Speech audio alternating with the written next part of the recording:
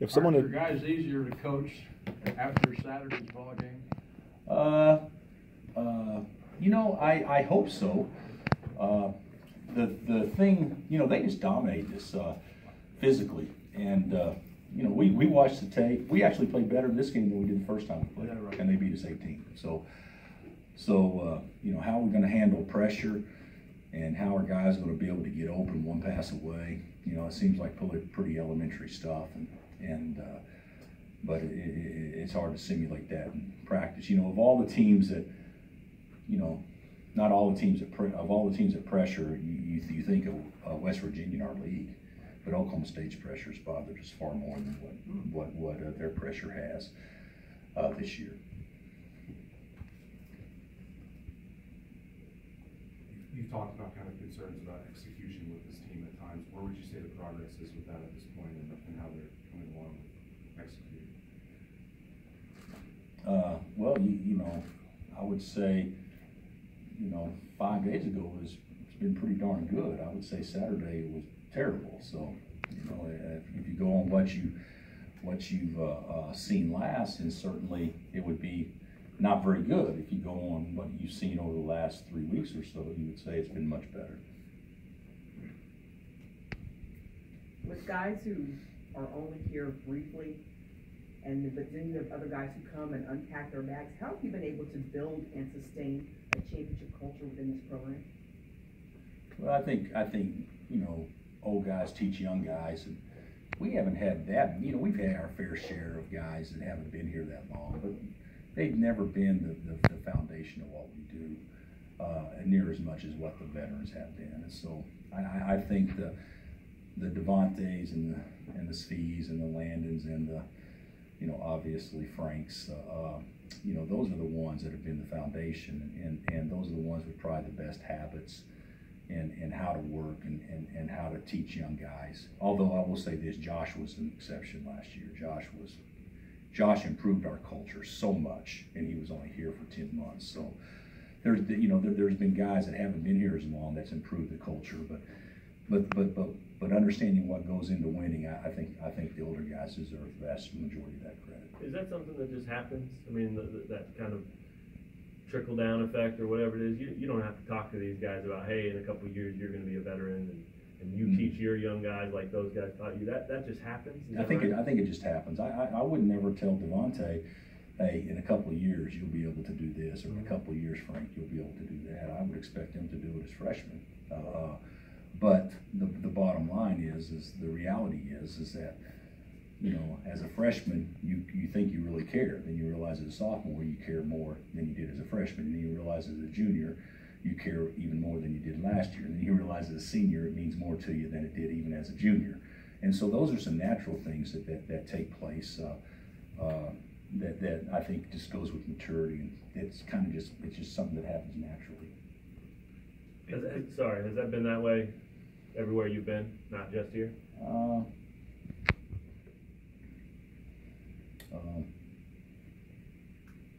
I don't know about everywhere. I've been really fortunate, with the exception of one job. I've taken over jobs that had pretty good cultures. Some were a little overrated, but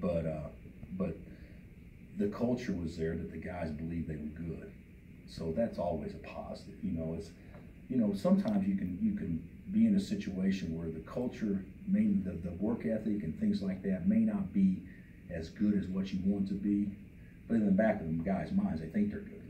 So that's half the battle right there in itself. So you want the combination of both. And here we've been fortunate because the work ethic has been pretty good, and certainly the history has shown that guys can compete at a fairly consistent high level. So that makes it probably a little bit easier.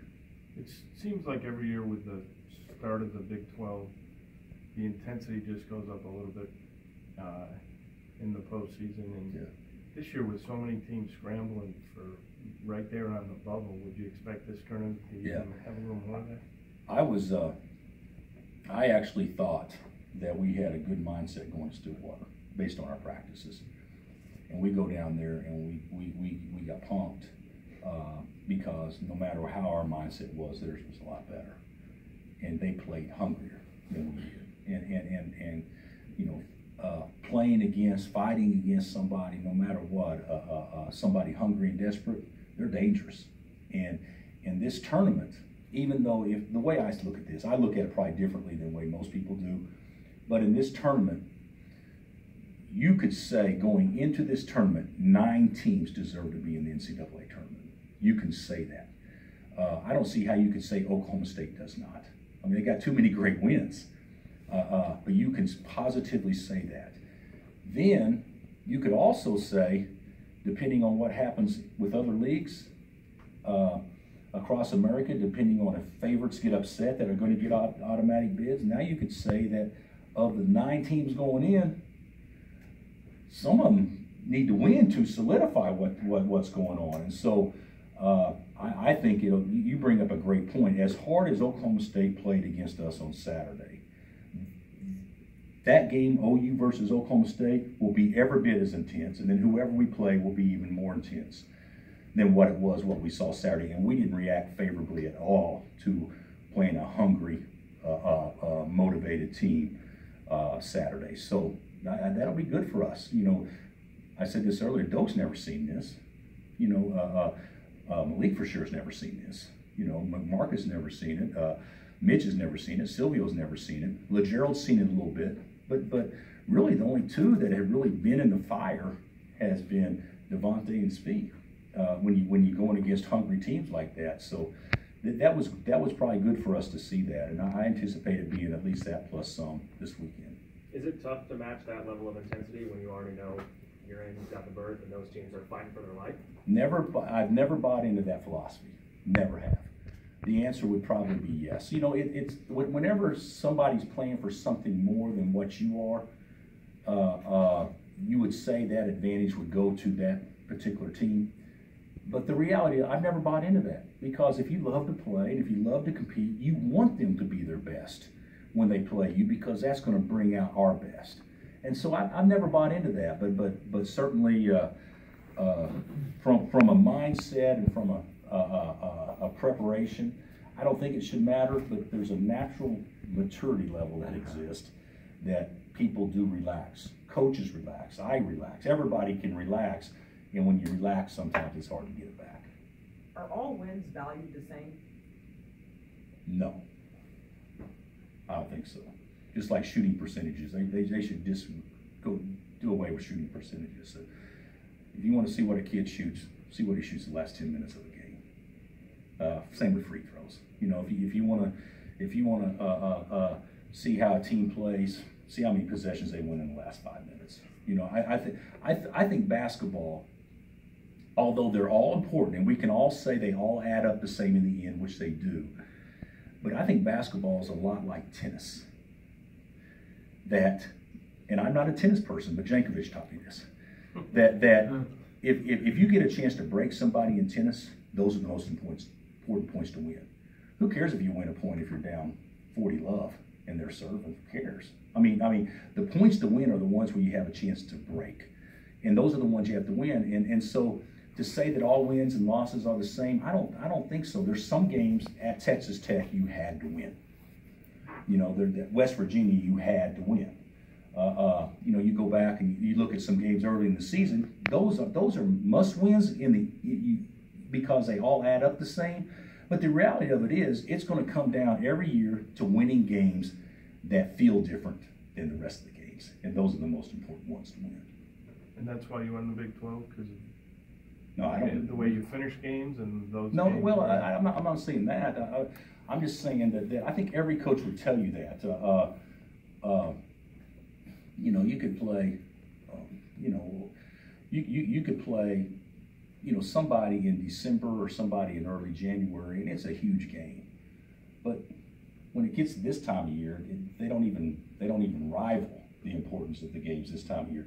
Even in conference season, even though we look at them and they all add up to 18, however you get to it, everybody looks at them and says, well, the last 7 or 8 games or the last 5 or 6 games of your conference season are going to determine what happens or who wins and that kind of stuff. So that makes those games more important regardless. A couple games ago, you talked about Devontae being deserving. Big 12 Player of the Year. Were you thrilled to see it was unanimous? Yeah, I was. I think that speaks a lot to what opposing coaches think of his value to us. They saw what I've known all along, and I think that's really neat for him. He's so humble. How did he handle it? I woke him up. Well, first of all, Chris texted him and told him that he had won it, which I was mad at Chris because that's my job. And then, but I actually called him and caught him before he had read his text. At least that's what he said. So I woke him up and I told him firsthand, you got to call your mom, and be the one to tell her. And he was able to do that. But he didn't even bat an eye. Oh, coach, that's great, thanks. Yeah, I'll call mom now. It was not a big deal to him, even though I know it will be about 5 years from now, and his name's hung in the rafters. Bill, can you talk about both Oklahoma State and OU playing them for the third time and what might figure into that third time? Well, we've lost 3 or 4 against those two, and really Oklahoma State has handled this, easily for the most part. As Big 12 games go, they've controlled both of those games. So we'll prepare for both. But the biggest thing I think we need to prepare for is us. We're not going to be able to practice specifically for knowing who's going to win the game until we actually play the game. I mean, there's our practice on Wednesday is before the game happens. We won't practice on Thursday morning. So we'll try to get ready, in theory and in principles on how we would guard and attack both teams, on Monday and Tuesday. But I think they'll both be challenges. But I also think they'll both be fun. No matter who we play, there should be an incentive for a lot of reasons. One, we lost in the first round last year. 2, if you get a chance to play OU, you get a chance to go against the leading scorer, leading assist guy in the country, and Trey. If you play Oklahoma State, you get a chance to play against somebody that's obviously handled this twice. So hopefully there'll be plenty of motivation on our end. Would you ever go into a tournament wanting to reduce minutes of players? I think that would be I actually think that would be the perfect world. I'm not sure we can do that with this team. I think this is who we are. This is what we got, and guys are going to have to play minutes. I don't think that's going to change at all. The Big Ten tournament's over. Would you like that if you had some time between then and now? Or? I wouldn't like it for this reason, and I haven't thought it through. If they had to cram their conference season going back to December, I've never been a fan of starting conference play before Christmas. And the other thing is, how many times did those teams have to play 3 games in 5 days? So you don't allow players' bodies to heal, you don't allow for scouting, you don't allow for possibly academically and putting them out in ways like that. So I personally would not like it. I think the Big Ten did it in thought for a good reason. The way I've been told, they get New York City, they get a market, and I thought their exposure this past weekend was tremendous. But at the end, I don't know if it's for the betterment of the student athlete welfare stuff. So we'll I don't think that'll be a discussion point for us. Hey, Bill, you talked about a perfect world, you could rest guys, but what about this team makes it so that you guys need to go hard? What's that? What about this team makes it so that you said you need to play guys full? We don't have subs. Oh. I mean, who are we going to rest and how? So when you think about resting guys, there's only 2 guys that need rest. That would be Speed and Devontae. Nobody else has played enough minutes to warrant needing the rest. Doak played, what, he played 20 minutes against Oklahoma State, and LeGerald's played some significant minutes here last, but those are the only 2, and I don't think we can take those guys out much. We can take Speed out a little bit, but we can't take Devontae out. So that's what I'm talking about. Where, if you need to rest Frank, you can play Devontae at point. We don't have that luxury this year. If you look back at the years that you've won the Big 12 tournament, has there been a noticeable kind of momentum boost that you've used to take into the actual NCAA tournament? I would say, we won the tournament, had all kinds of momentum when Mario and them were sophomores and we lose in the first round. So to Bradley, but I would say winning definitely creates energy and a buzz. But I don't think last year losing the first round hurt us at all. I mean, we played as well in the NCAA tournament the first 3 games. We played any 3 games all year long. So I think you can use it both ways. Which of your conference losses this year was most valuable? Hopefully it remains to be seen. But I would say as of now, I would say as of now, I thought that the Tech loss initially helped us.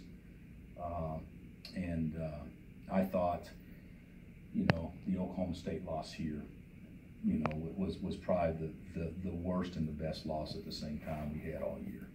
And then it remains to be seen if this most recent loss helped us or not. It seemed like the other night after senior night, you talked about Udoka's free throws and then not great the other day either. Yeah. Is this a good time for him to have a few days to kind of get should back be, to that? But it should be. But I'll say this, you know, we can talk all we want to. He's got to put in some reps too, and you know. So, but yeah, it should be a time where he can get a little bit more comfortable. But you know, so much of it is repetition. And granted, now we shoot a lot in practice. We shoot a lot, but his routine is so damn long. Have you guys noticed how long his routine is? So even in practice, if you shoot him for 30 minutes, you're going to shoot half as many as what everybody else shoots. So it takes a concerted, I'm not being funny, it takes a concerted effort to spend a lot of time on it, because he can shoot 25 when everybody else shoots 50. So you know, if you say a kid shoots 100 free throws in a day, you know, after practice or before or during practice, you say he shot a lot. Well, he can't do that based on how long his routine is. And there's nothing wrong with having a long routine. There's not, but so he's got to really make a conscious effort to put in some time. You know, some people when they you know, go to hit range balls, you know, they hit enough to get loose. You know, he needs to stay there long enough to really spend some time on it. So where Keegan can go and get loose in 7 minutes, he needs 30 minutes at least to work on that. That's why there's so many lane violations with it too, right? Because people aren't used to someone taking that long. No, I don't think that's why. I don't. Maybe I don't know. Maybe a little hitch or something. I don't know. Did you talk routine with him after OU there, or was that? That's all we talk about every day. Yeah. is routine. So he needs to do what's most comfortable to him. I mean, I'm fine with that, but just got to do the same thing every time. So if he wants to shoot free throws differently or speed it up, it totally negates practice. I mean, why do something that you're not going to do in a game? So you got to do it the same way every time. And so, you know, it takes some time on his part to be able to put that much time, you know, in on it. But you know, he's tried hard and everything, and he's actually getting better. And I thought the second one he shot with at Oklahoma State was really soft and, you know, just in and out.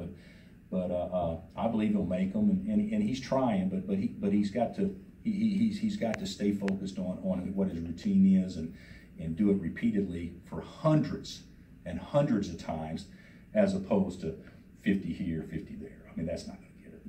So you say Devontae didn't bat an eye when you told him about unanimous play of the year. What was Malik's reaction being a newcomer? I don't know. You know, this is a weird year because we only had 3 newcomers in our league. So it's a weird year. So I don't know if you guys know that, but I was happy for him that he was able to get that. But I personally think it's kind of I think that when you know, to me, a newcomer is also a freshman, but that's not how the league looks at it. So, but I was happy for him. I was happy for LeGerald to get honorable mention. I mean, I was happy for all our guys to get some individual attention. I think that's important, but I don't think it really means much. To be candid with you, you know, they're going to get a certificate. You know, with the exception of Devontae, and he's going to get a real nice trophy. But everybody else is going to get a certificate, and I'm not against certificates or anything, but you know, to me, the best way to really put your stamp on it is to go out and win and have something tangible, have a trophy or something that you can help carry off a stage or something. That to me would be the motivation. With Newman, how much progress has he made since say November, December to now, and what are you still looking for out of him? I think he's shown flashes of being, of showing a lot of progress. And then I honestly think he's shown flashes of not.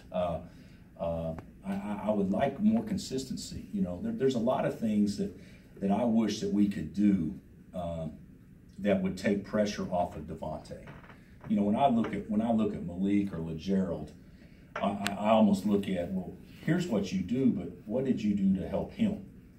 You know, if I'd love to see Malik be able to say, I want to guard the other team's best perimeter player. I would love to see us be able to initiate offense with Malik so Devontae didn't have to. And those don't have anything to do with stats, but those are things that would help our team a tremendous amount. And he's shown he can do that, but I think he can be more consistent with that. How much of that is just learning how to compete? Have you seen this team outside of the two seniors kind of make strides in that area this year? Oh yeah, well, we won the league. So yeah, we've done a good job. I just don't think it's consistently good. Being able to go into a game and not have anything outside in your ear to distract you, that's part of competing. Knowing how to channel your energies and your focus, that's part of competing. And I think that we can certainly get better at that. Bill, what do you think maybe the range of seeds could be for the NCAA tournament, depending on whether you have to run the table this week or maybe lose early? I think it could, you know, we shouldn't be on the one line. We don't deserve that. But if we were to win out and somebody else loses, then yeah, you could make a case for that, I guess, because we've got so many good wins. You could certainly make a case for the 2 line because of so many wins, good wins. And you can make a case for the 3. I personally think if we don't do well in the tournament, my personal opinion is I would say somewhere in that range. But a lot depends on what's going to happen, obviously, this weekend. Did you see Tubby Smith's comments on transfer? No, I did not. He went on this spiel about how easy it is in the current culture of college basketball for guys to transfer. Like there were 800 transfers last year in just D1. And just wondering, is transferring too prevalent, do you think? Yes, it is. And people think it's for reasons that coaches are running guys off, or that's not the reason why kids are transferring. Sometimes it's a poor recruiting decision. You know, I made a decision to go to this school and I didn't fit. Well, it could be a variety of reasons. It could be something at home. It could be homesickness or whatever. But to me, the most prevalent reason why there's so many transfers is because if things don't go right, we have to go find something else to do. And is that the culture just in men's basketball, or is that the culture in life? I mean, how many kids do we recruit and coach that's at their 3rd high school or 4th high school? I mean, you look at kids in Kansas City or Topeka, they don't start as a sophomore. I'm telling you, they're looking for somewhere else to go. This is a societal problem. To me, not just a college basketball problem, but we're obviously part of it because everything is so magnified. But I agree with Tubby, and certainly I think all coaches do, that it's, you know, very rarely does a good player go to a school saying, you know, I can learn from him for 2 years and I can start for 2 years. That ain't happening. You know, the reason you can have the best band, the best fans, the best home court, the best travel, the best gear, the best living, whatever. But if you go into it thinking, well, I'm not going to play much early because I got him, you're eliminated. So and I'm not saying that's bad. That's just kind of the way it is. And so the thing that sells as much as anything is opportunity, immediate opportunity. And when a lot of times when kids don't feel that, then or they feel like I'm being misused or whatever, a lot of times the path is to go somewhere else where you see it differently. I would be real curious on those statistics to know of the 800 transfer, how many are going to transfer a second time. You know, but I don't know if those are ever, it wouldn't be that many, but there would certainly be a fairly significant number on that as well. Thanks. Thank you.